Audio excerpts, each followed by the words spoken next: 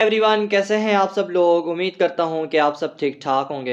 Welcome है आप सब लोगों का जावास्क्रिप्ट की इस मज़ेदार सीरीज़ के अंदर और डॉम मैनिपुलेशन के पार्ट 3 के अंदर।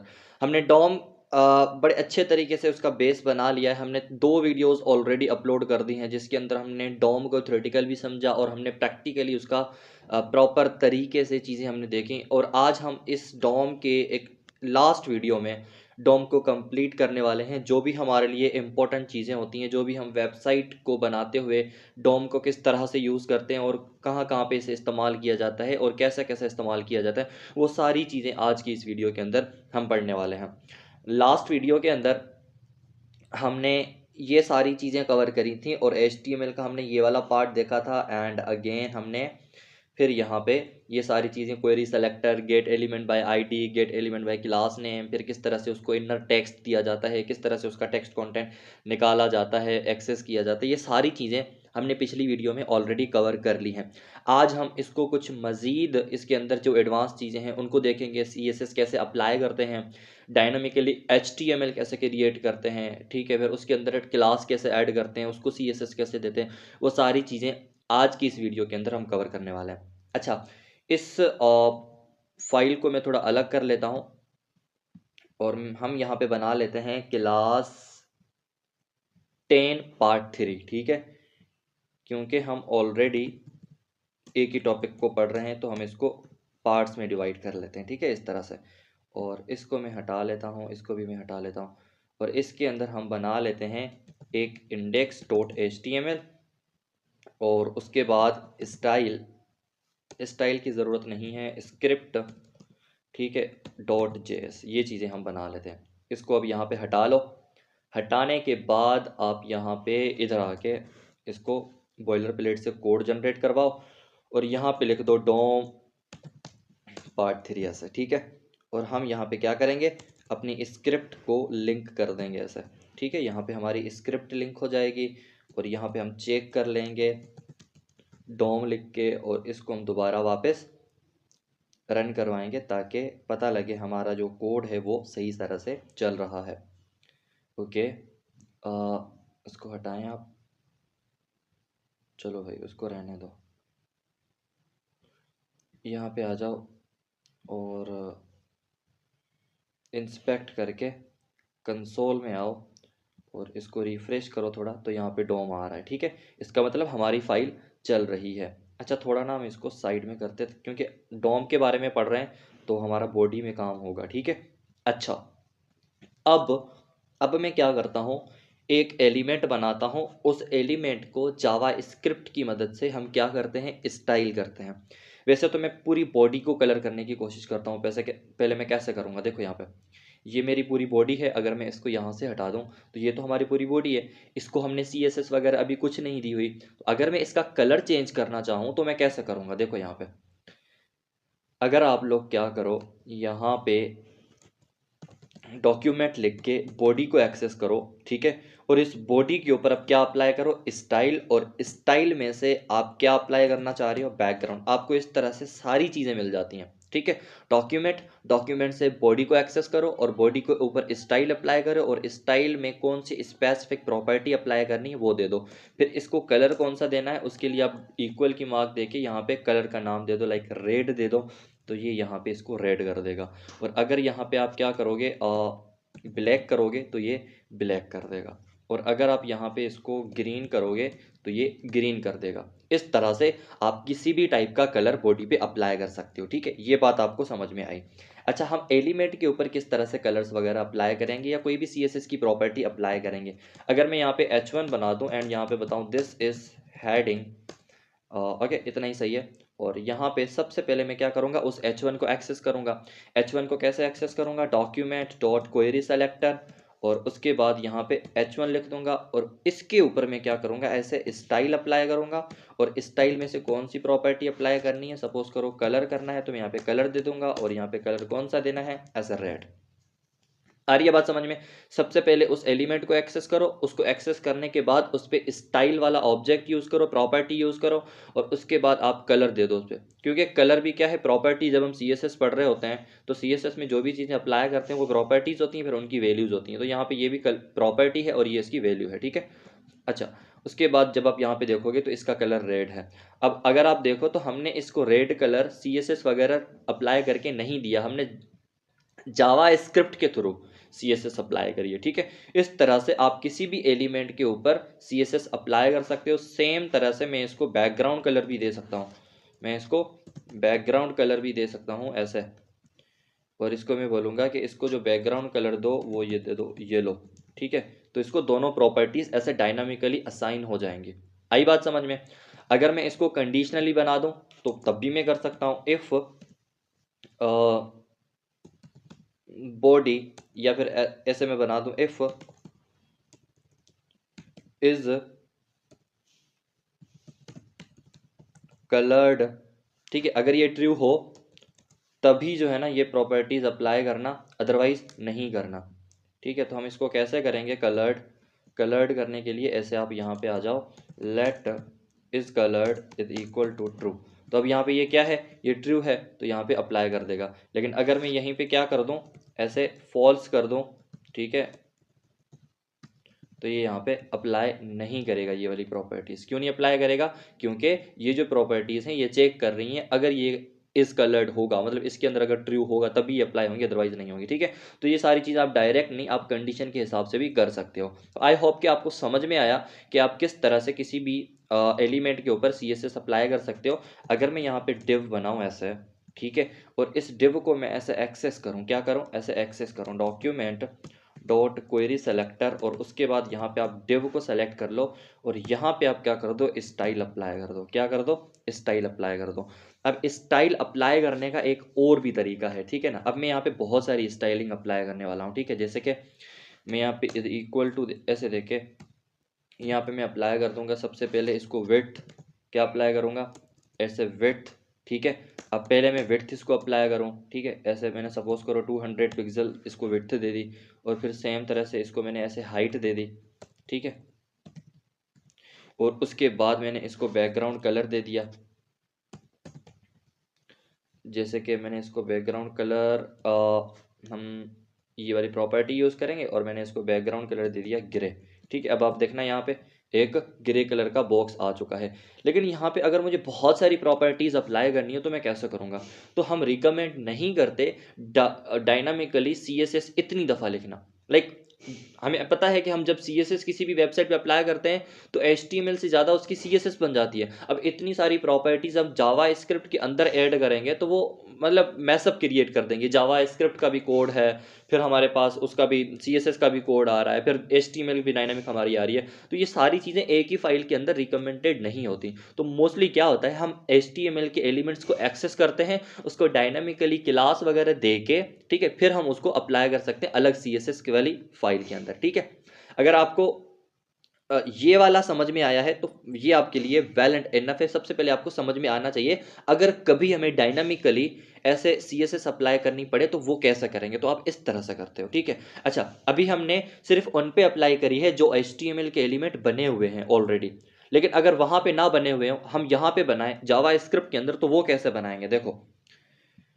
अब मैं क्या करूंगा, अभी आप अगर देखोगे तो यहाँ पे क्या है, ऐसे अगर मैं इसको हटा दूं तो बॉडी के ऊपर अभी कुछ भी नहीं है, ऐसा ही है, अभी कुछ भी नहीं है, ठीक है। तो मैं क्या करता हूं, यहाँ पे सबसे पहले एक काम करता हूं, यहाँ पे मैं डॉक्यूमेंट को सेलेक्ट करूंगा, और उसके बाद यहाँ पे बॉडी को सेलेक्ट करो, और उसके बाद यहाँ पे आप एक प्रॉपर्टी आती है आपके पास, ऐसे बॉडी डॉट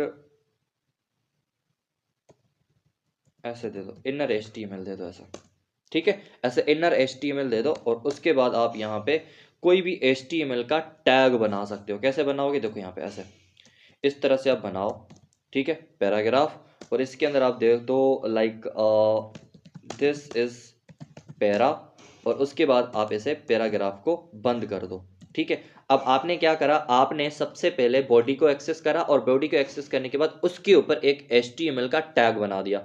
इनर HTML का मतलब है कि HTML का टैग भी बनाओगे आप, और उसके अंदर आप टेक्स्ट भी असाइन करोगे। आई बात समझ में, ठीक है। इसको जब हम यहाँ पे ऐसे रन करेंगे तो देखो यहाँ पे दिस इज पैरा आ रहा है, मेरी बात समझ में आ रही है? ठीक है, इस तरह से आप डायनामिकली, अगर आप यहाँ पे देखो तो मैंने ना पैरा बनाया ना वो पैराग्राफ वाला टैग बनाया है, मैंने डायनामिकली इस तरह से कैसे ऐसे बॉडी को एक्सेस करके उसके ऊपर इनर HTML वाली प्रॉपर्टी यूज़ करके मैंने यहाँ पे HTML का टैग भी बना दिया और उसके अंदर मैंने टेक्स्ट भी ऐड कर दिया। ठीक है, अगर मैं यहाँ पे मल्टी टैग बनाना स्टार्ट कर दूँ, ठीक है, जैसे मैं कैसे करूँगा, उसके लिए आप क्या करो, बैकटिक यूज़ कर लो। बैकटिक बहुत सही रहता है। इस तरह से ये बैकटिक जो होती है ना, इसके अंदर आप मल्टीपल HTML के एलिमेंट बना सकते हो। This is para used for practice, ठीक है, और यहाँ पे आप इसको क्लोज कर दो, फिर आप यहाँ पे दूसरा H1 बना लो, ठीक है, this is dynamically created H1, ठीक है, इस तरह से आप H1 को क्लोज भी कर दो, ठीक है, इस H1 को ऐसे आप क्लोज कर दो और सेव करो। सेव करने के बाद जब आप यहाँ पे आओगे, देखो आपको दोनों मिल जाएंगे। बात समझ में आ रही है? इस तरह से आप डायनामिकली HTML को बना सकते हो जावास्क्रिप्ट को यूज़ करके। ठीक है, ये बहुत ज़्यादा ज़रूरी होता है, बहुत ज़्यादा ज़रूरी होता है, क्योंकि जब हमारे पास एक्सटर्नल डेटा आ रही होती है, ठीक है, किसी ऑब्जेक्ट से आ रही होगी या फिर हमें डेटाबेस से मिल रही होगी या किसी API के थ्रू कहीं से डेटा आ रही होगी, तो उसको स्क्रीन पे कैसे दिखाएंगे? उसको डायनामिकली दिखाया जाता है इस तरह से, ना कि उसको हम पहले HTML में बनाएंगे, नहीं। वो हमारे पास कंटेंट होगा, उस कंटेंट को हम यहाँ पे डायनामिकली HTML वगैरह बना के स्क्रीन पे दिखा रहे होंगे। ठीक है, तो ये समझना बहुत ज़्यादा ज़रूरी है। देखो, टेक्स्ट असाइन कैसे करते हैं वो हमने पिछली वीडियो में पढ़ लिया, टेक्स्ट को एक्सेस कैसे करते हैं वो हमने पिछली वीडियो में पढ़ लिया। अभी हमने यहाँ पे देखा कि किसी भी एलिमेंट को सेलेक्ट करके उस पर CSS कैसे अप्लाई करते हैं। फिर उसके बाद अगर हमें डायनामिकली जावास्क्रिप्ट को यूज़ करके HTML के एलिमेंट बनाने पड़े तो कैसे बनाएंगे? आप इनर HTML बना दोगे, ठीक है, इनर HTML की प्रॉपर्टी यूज़ करके उसके अंदर आप क्या कर दोगे, इस तरह से एलिमेंट बना लोगे। आप यहाँ पे स्टाइलिंग भी अप्लाई कर सकते हो। अगर मैं यहाँ पे इनर CSS अप्लाई करूँ, स्टाइल, और यहाँ पे आप क्या करो, कलर, और कलर आप दे दो रेड। ठीक है, अभी देखो मैंने इनर CSS अप्लाई करी है, जैसे इसको मैं सेव करूँगा तो ये यहाँ पे रेड हो जाएगा। ठीक है, लेकिन आप इनर HTML CSS कितनी अप्लाई करोगे, कितनी दफ़ा कौन कौन सी प्रॉपर्टीज लिखोगे, यहाँ पे मैसअप क्रिएट हो जाएगा। तो आप यहाँ पे क्लासेस भी दे सकते हो। देखो यहाँ पे क्लास, और यहाँ पे आप दे दो इसको पैरा के नाम से क्लास। अब आपने यहाँ पे डायनामिकली HTML भी बनाया और उसको आपने क्लास भी दे दी है। अगर इसी क्लास को मैं यहाँ पे ऐसे इस तरह से क्या करूँ, स्टाइलिंग दूँ पैरा लिख के, और यहाँ पे मैं कलर दे दूँ ऐसे रेड, तो उसको रेड कलर भी अप्लाई हो जाएगा। ठीक है, इस तरह से देखो यहाँ पे आगे बात समझ में। और अगेन मैं यहाँ पे H1 को अगर सेलेक्ट करूँ जो मैंने डायनामिकली बनाया है और उसको भी मैं कलर दे दूँ, तो उसको भी आप कलर दे सकते हो इस तरह से। आगे बात समझ में। डायनामिकली आप HTML के एलिमेंट भी बना सकते हो, उनको क्लासेस भी असाइन कर सकते हो, उनको ID भी असाइन कर सकते हो, उनको CSS में एक्सेस करके आप उनके ऊपर CSS भी अप्लाई कर सकते हो। आगे बात समझ में, किस तरह से ये सारी चीज़ें बनती हैं और कहाँ कहाँ पे हम किस किस तरह से इनको इस्तेमाल करते हैं। अच्छा, दूसरा जो हमारे पास है, सपोज करो अगर मैं यहाँ पे क्या करूँ, इस तरह से देखो मैंने यहाँ पे एक H2 बनाया हुआ है, this is H2 created from base HTML। ठीक है, ऐसे अब मैंने इसको बना दिया। देखो मेरी बात सुनो, यहाँ पे वो आ नहीं रहा है, जो मैंने HTML के अंदर चीज़ बनाई है वो यहाँ पे नहीं आ रहा। देखो ये नहीं आ रहा, क्यों नहीं आ रहा इसको समझो।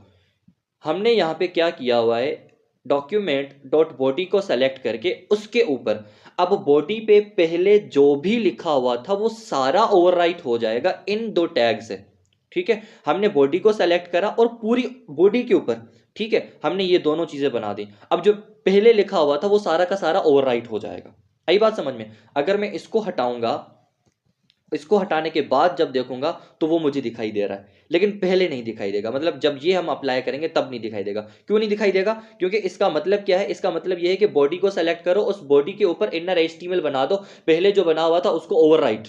ठीक है, जब हम दूसरी कोई चीज किसी वेरिएबल के अंदर भी स्टोर करवाते हैं तो वो ओवरराइट कर लेता है पहली वाली वैल्यूज को। तो यहाँ पे जो पहले बना हुआ था बॉडी के ऊपर उसको इसने ओवरराइट कर लिया और दूसरी चीजें इसने बना दी।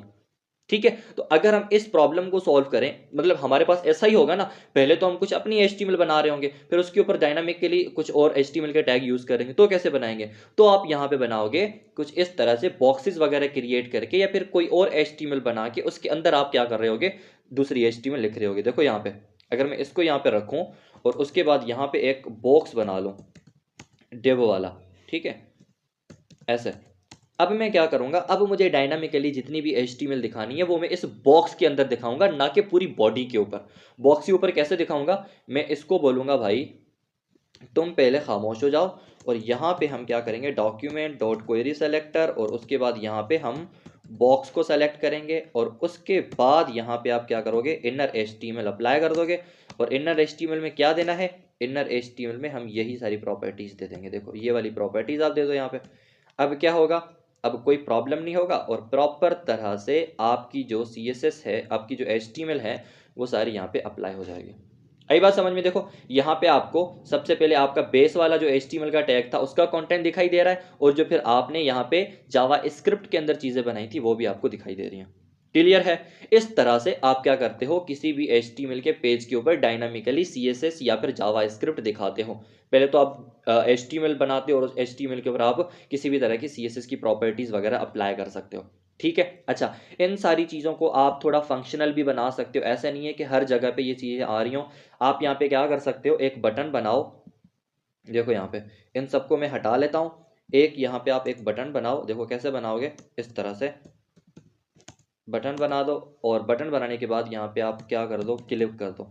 अब हम यहाँ पे क्या करेंगे, देखो मैं चाहता हूँ कि इस बटन को जैसे ही मैं क्लिक करूँ, इसका जो बैकग्राउंड है वो ब्लैक रेड कुछ भी हो जाए। ठीक है। तो वो कैसे करेंगे, देखो यहाँ पे एक चीज़ मैं यहाँ पे अप्लाई करता हूँ, वो अभी हमने पढ़ी नहीं है लेकिन मैं आपको पढ़ा दूंगा ऑब्वियसली। यहाँ पे हम एक ऑन क्लिक का बटन अप्लाई कर रहे हैं। ठीक है। ऑन क्लिक इवेंट होता है हमारे पास, उसको अप्लाई कर रहे हैं, और इसके अंदर हम क्या करेंगे, वही CSS लिखेंगे। देखो कैसे लिखोगे, वही हमारी JavaScript document dot body dot, यहाँ पे हम लिख देंगे स्टाइल, और स्टाइल के ऊपर बैकग्राउंड कलर।